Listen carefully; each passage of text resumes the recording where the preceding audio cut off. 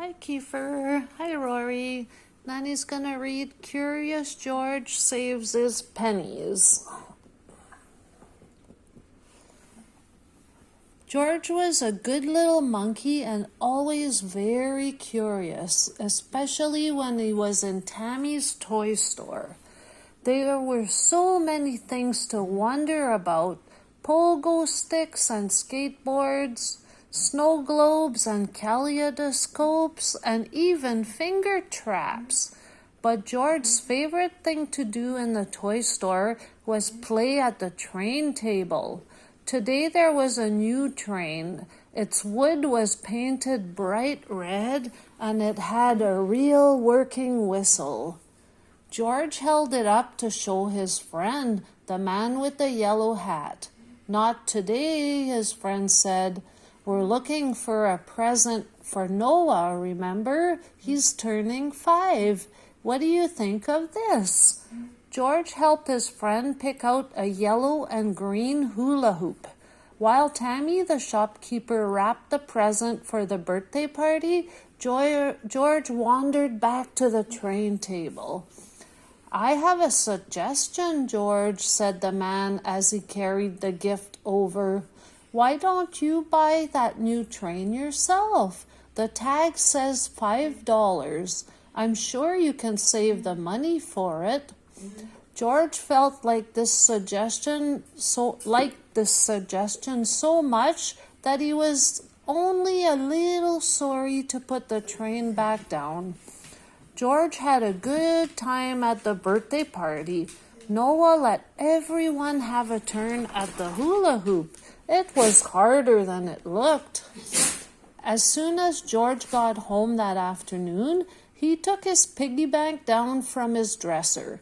He opened the small plug at the bottom and shook. Out tumbled a nickel. George ran to show the coin to his friend.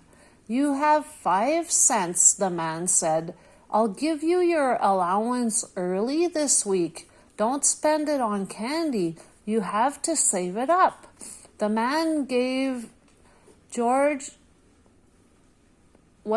sorry guys. "Here's your 50 cents, he said. "Now you have 55 cents. You have only $4.45 left to save." George wasn't quite sure how much money that was, but it sounded like a lot. George dreamed about his red train that night. He was riding it through a forest of trees. He tugged on the whistle again and again so that no one could miss such a shiny red engine. In the morning, George decided he would have to find a way to earn money faster. What if someone else was to buy the red train at the store before he could? He had an idea. George found 5 pennies and a dime in the sofa cushions. He found a nickel under his bed. His piggy bank jingled nicely that evening. He had 75 cents saved. 1 more quarter and he'd have $1. The next morning, George had another idea. He would get a job. Lucky for George, his neighbor Mr. Reddy needed help raking leaves. George worked all morning long, gathering armfuls of red, brown, and gold leaves to add to a growing pile in the center of the yard. Mr. Reddy brought out lemonade for the 2 to share. While his neighbor rested on the front porch swing, George climbed a tree. The pile of leaves looked tempting from above. George wondered what would happen if... Before he finished wondering, he had swung out of the branches and right into the center of the pile. The leaves crunched and crumbled and swooshed and swirled. What an adventure! What hard work it was to raking the leaves back up, though. But at the end of the day, Mr. Reddy paid him $2. George had $2.75 saved. That was almost $3. George spent many days doing odd chores. He washed the windows, he distributed flyers, he delivered flowers, he did dishes. At the end of a week, George finally had $5.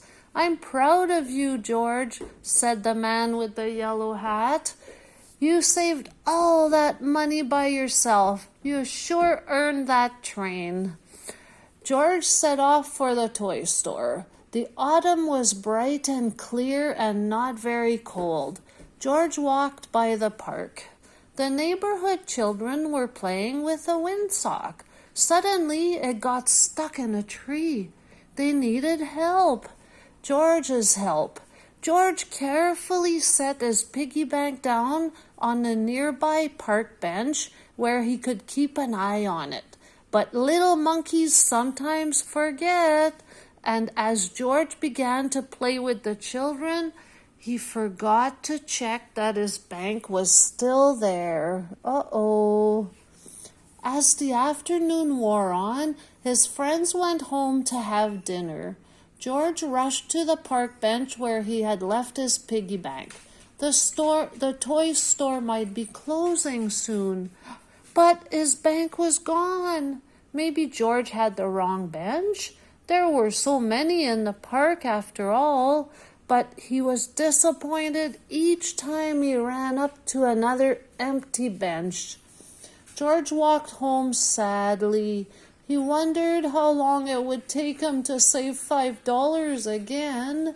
As George passed the toy store, he happened to look through the window.